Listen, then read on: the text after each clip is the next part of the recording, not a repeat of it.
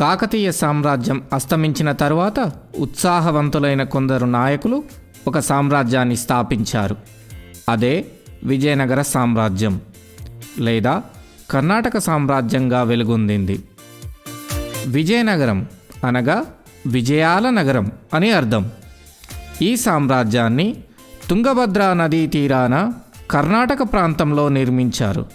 విద్యారణ్య స్వామి ఆధ్వర్యంలో సాధారణ శకం 1336వ సంవత్సరంలో హరిహరరాయలు, బుక్కరాయలు అనే సోదరులు విజయనగర సామ్రాజ్యాన్ని విరూపాక్ష దేవుడి ఆశీస్సులతో నిర్మించారు.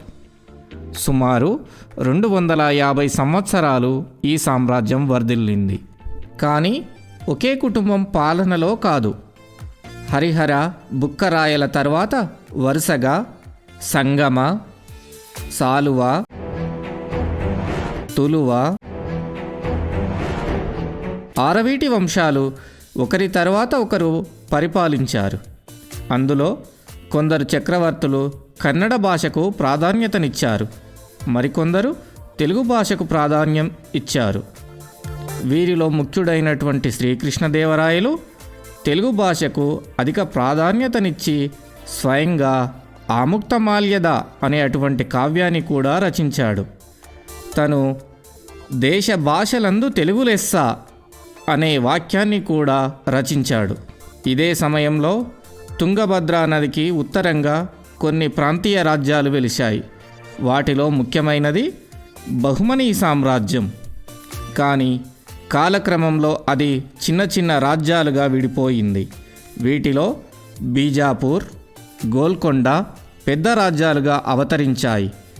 అందులో ఎక్కువ భాగం నేటి కర్ణాటక, తెలంగాణ మరియు ఆంధ్రప్రదేశ్లో ఉంది. ఇరాన్, అరేబియా నుంచి వచ్చిన సుల్తానులు, యోధులు ఈ బహుమనీ రాజ్యాలను పాలించారు. వీరు నిరంతరం తమలో తాము కలహించుకుంటూ యుద్ధాలు చేస్తూ తమ రాజ్య విస్తరణకు ప్రయత్నించారు. విజయనగర రాజులలో ముఖ్యులు హరిహరరాయలు. సాధారణ శకం 1336 నుండి 1357 వరకు. మొదటి బుక్కరాయలు సాధారణ శకం 1357 నుండి 1377 వరకు. రెండవ హరిహరరాయలు సాధారణ శకం 1377 నుండి 1404 వరకు. రెండవ దేవరాయలు సాధారణ శకం 1426 నుండి 1446 వరకు. సాలువ నరసింహరాయలు సాధారణ శకం 1486 నుండి 1491 వరకు.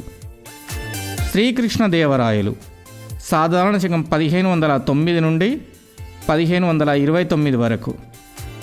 అచ్యుతరాయలు సాధారణ శకం 1529 నుండి 1542 వరకు.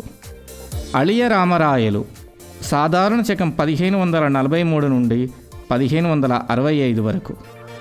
వెంకటపతి రాయలు సాధారణ శకం 1585 నుండి 1614 వరకు. మనకు ఎలా తెలుసు? విజయనగర చరిత్ర గురించి తెలుసుకోవాలంటే మనకు అనేక ఆధారాలు లభిస్తున్నాయి.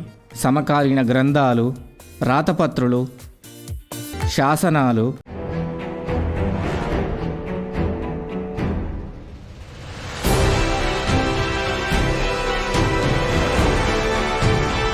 నాడు నిర్మించిన భవనాలు, నిత్య జీవిత పరిపాలన, సామాజిక సంస్థలు అందించిన వివరాల ఆధారంగా తెలుసుకోవచ్చు. అలాగే కొంతమంది విదేశీ యాత్రికులు అందించినటువంటి సమాచారం కూడా మనకు లభిస్తుంది. ఇటువంటి వారిలో ఇటలీ యాత్రికుడైన నికోలో కాంటి విజయనగరాన్ని సాధారణ శకం 1420లో సందర్శించాడు.